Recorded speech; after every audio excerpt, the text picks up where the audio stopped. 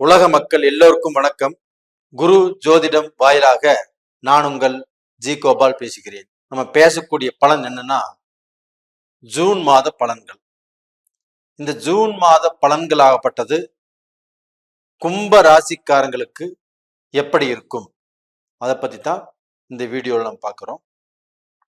கும்ப ராசிக்கு கிரக அடைவுகள் எப்படி இருக்குன்னு பார்க்கலாம்.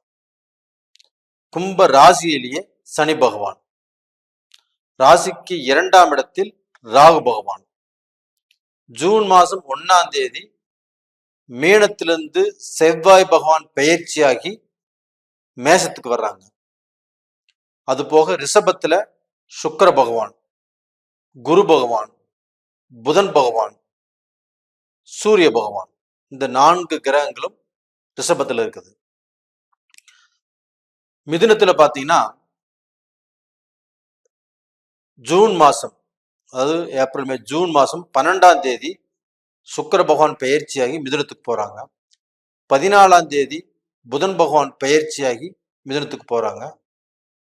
15ஆம் தேதி சூரிய பகவான் பெயர்ச்சியாகி மிதுனத்துக்கு போறாங்க. அதுபோக கன்னியில கேது பகவான். இது இந்த மாத கிரக அடைவுகள். அப்ப இந்த மாத கிரக அடைவுகள் ஆகப்பட்டது கும்ப ராசிக்காரங்களுக்கு எப்படி இருக்குது, எதை நாங்கள் செய்யலாம், எதை நாங்கள் செய்யக்கூடாது, இதை மட்டும் எங்களுக்கு சொல்லுங்க. நாங்க ரொம்பவுமே அவதிப்பட்டு கொண்டு இருக்கிறோம். சனி பகவானால என்னென்ன கஷ்டங்கள் படக்கூடாதோ, எந்தெந்த கஷ்டத்துக்கு ஆளாகக்கூடாதோ அப்படிப்பட்ட சோதனையில் நாங்க இருக்கிறோம். எங்களுக்கு எதை செய்யலாம், எதை செய்யக்கூடாதுன்னு மட்டும் சொல்லுங்க அப்படிங்கிற விஷயத்தான் நீங்க இப்ப பார்த்துட்டு இருக்கிறீங்க. உங்களுடைய ராசிக்கு 4ஆம் இடம் என்பது என்னன்னா பதவி, ஒரு அங்கீகாரம். அது சம்பந்தப்பட்ட இடத்துல அந்த 4ஆம் இடத்து அதிபதி சுக்கிர பகவான் ஆட்சி.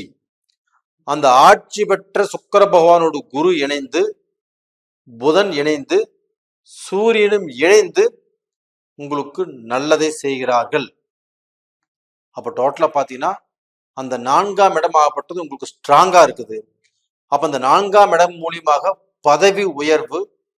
நீங்கள் ஒரு இடத்துல வேலை செய்றீங்கன்னா உங்களுக்கு கிடைக்க வேண்டிய அந்த பதவி உயர்வு கிடைக்கலைன்னா அதற்குண்டான முயற்சிகள் பண்ணலாம்.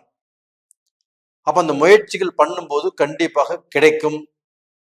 அதுபோக இடமாற்றங்கள். கும்பராசியில் இருக்கிறீங்க, நீங்க எனக்கு இடமாற்றம் தேவை, எனக்கு தேவைப்பட்ட இடமாற்றமாகப்பட்டது என்னுடைய வேலை செய்யக்கூடிய அலுவலகத்திலிருந்து இப்ப சொல்லிட்டே இருக்கிறாங்க, அது ஒண்ணுமே கிடைக்கல அப்படின்னா இந்த பீரியட்ல கிடைப்பதற்குண்டான வாய்ப்பு இருக்குது. இது போக பாத்தீங்கன்னா இந்த 4 கிரகங்களும், அதுல இருக்கக்கூடிய அந்த 3 கிரகங்களும் உங்களுடைய ராசிக்கு 5ஆம் இடத்துக்கு மாறுறாங்க. 5ஆம் இடம் என்பது புதனுடைய வீடு, மிதுன ராசி. அந்த மிதுன ராசிக்கு புதன் பகவான் மாறுறாரு, சுக்கிர பகவான் மாறுறாரு, சூரிய பகவானும் மாறுறாரு. அப்ப அந்த மிதுன ராசி உங்களுக்கு 5ஆம் வீட்டுக்குரிய கிரகம் 5ஆம் இடத்துல ஆட்சி ஆகுறாங்க. அப்ப அந்த 5ஆம் இடம் என்பது என்ன? ஒரு அறிவு கூர்மை,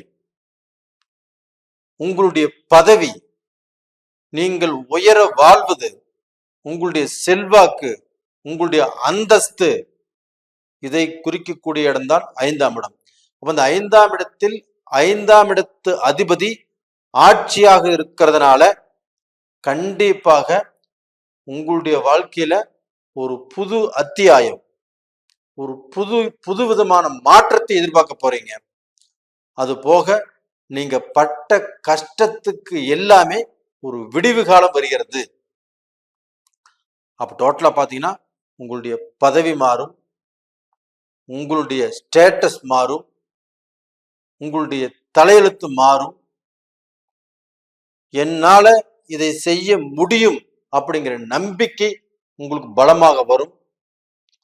அப்ப அந்த நம்பிக்கையின் அடிப்படையில கண்டிப்பாக உங்களுக்கு ஒரு புதிய ஒரு உத்வேகம்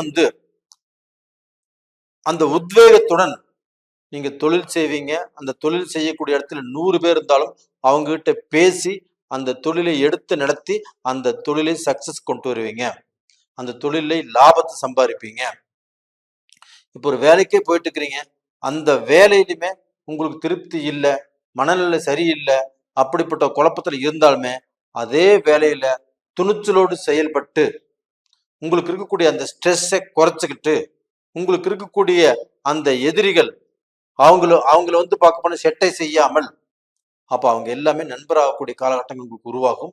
அது போக போக நடைமுறையில் உங்களுக்கு தெரியும்.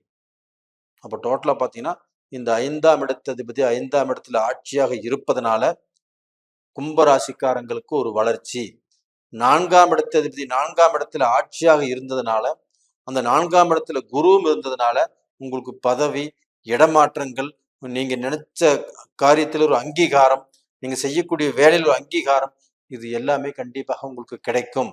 அதுபோக புதிய வீடு, வண்டி வாகனம், ஒரு சொத்து வாங்குறது, அம்மா வகையில் இருக்கக்கூடிய பிரச்சனைகள் சாந்தமாகி அம்மாவுக்கும் உங்களுக்கும் அந்த உறவுமுறைகள் நல்லா இருக்கும், திருப்தியாக இருக்கும். அப்ப டோட்டலா பாத்தீங்கன்னா கும்ப ராசிக்காரங்களுக்கு இந்த ஜூன் மாதத்தில் கண்டிப்பா 70% 80% பிரச்சனைகள் சால்வ் ஆகும். நீங்களும் சந்தோஷமாக இருப்பீங்க. அதனால இந்த ஜூன் மாதத்தை பயன்படுத்திக்கோங்க. எனக்கு 7 சனி இருக்குது அப்படிங்கிற பயத்துல விட்டுறாதீங்க. அது போக உங்களுக்கு செவ்வாய் பகவானும் உங்களுடைய ராசிக்கு 3ஆம் இடத்துல முயற்சி ஸ்தானத்தில், காரிய ஜெயம் ஸ்தானத்தில் அந்த செவ்வாய் பகவான் ஆட்சியா இருக்கிறாங்க. இப்படி ஆட்சியாக இருக்கிறதுனால கண்டிப்பாக நீங்கள் எடுத்த முயற்சியில வெற்றி அடைவீங்க. அப்ப டோட்டலா பாத்தீங்கன்னா ஒரு தொழிலை ஸ்டார்ட் பண்ணணும், பல நாள் ஆசைப்பட்டுட்டு இருந்த அந்த தொழில் இப்ப செய்யற அப்படின்னு முயற்சி பண்ணாலும் ஜெயிப்பீங்க. அது போக பல நாளா இந்த தொழில் படுத்து கிடக்குது, இந்த தொழிலை வந்து நான் நல்ல முறையில் நடத்தி காட்டுவேன் அப்படின்னு நினைச்சாலும் அதுவும் முடியும். நீங்க எதை எடுத்தாலும் சாதிச்சு நல்ல நன்மை கொண்டு வந்துருவீங்க. இது போக உங்களுக்கு ராசிக்கு 2ஆம் இடத்துல இருக்கக்கூடிய ராகு உங்களுக்கு வந்து திருமண வாழ்க்கை விஷயத்துல கண்டிப்பாக குழப்பத்தை பண்ணுவாரு.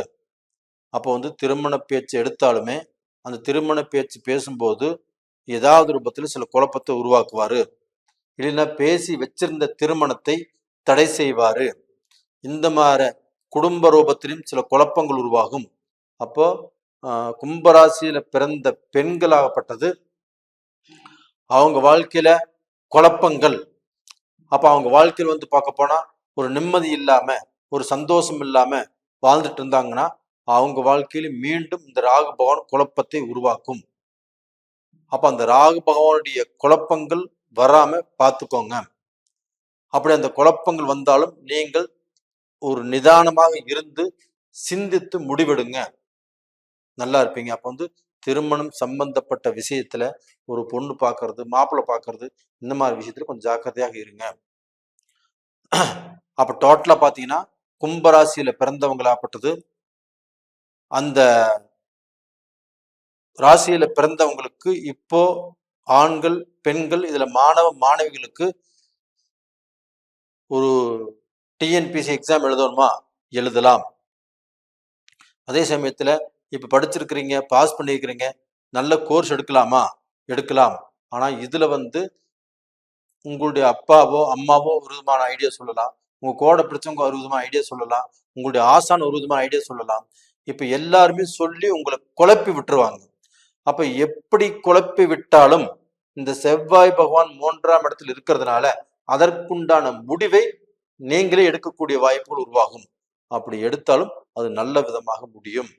அதே சமயத்துல இங்க இருக்கக்கூடிய அந்த சீனியர் சிட்டிசன்ஸ் ஆகப்பட்டது அவங்க இந்த பீரியட்ல எதை செய்யலாம் அப்படின்னு நினைக்கிறாங்கன்னா, எதை செய்யக்கூடாது அப்படின்னு நினைச்சாங்கன்னா, அவங்க வாழ்க்கையில இப்ப இருக்கக்கூடிய பொசிஷன்லயே இருந்துட்டு அவங்க வந்து நாளைக்கு எப்படி நம்ம வாழ்க்கையில முன்னுக்கு வரணும் அப்படிங்கிற விஷயத்தை இந்த மாதத்துல நல்லா சிந்திக்கலாம்.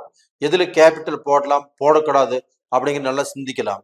அது போக அவங்க அவங்களுடைய பேரன்மார்களுக்கோ அவங்களுடைய மகனுக்கோ மகளுக்கோ உதவி செய்யக்கூடிய காலகட்டமாக அமையும். தாராளமாக உதவி செய்யுங்க, அவங்களும் நல்லா இருப்பாங்க, உங்களுடைய மனசுக்கும் சந்தோஷமா இருக்கும். நேயர்களே, இந்த பதிவு பிடிச்சிருக்குன்னு நினைக்கிறேன். பிடிச்சிருந்தா லைக் பண்ணுங்க.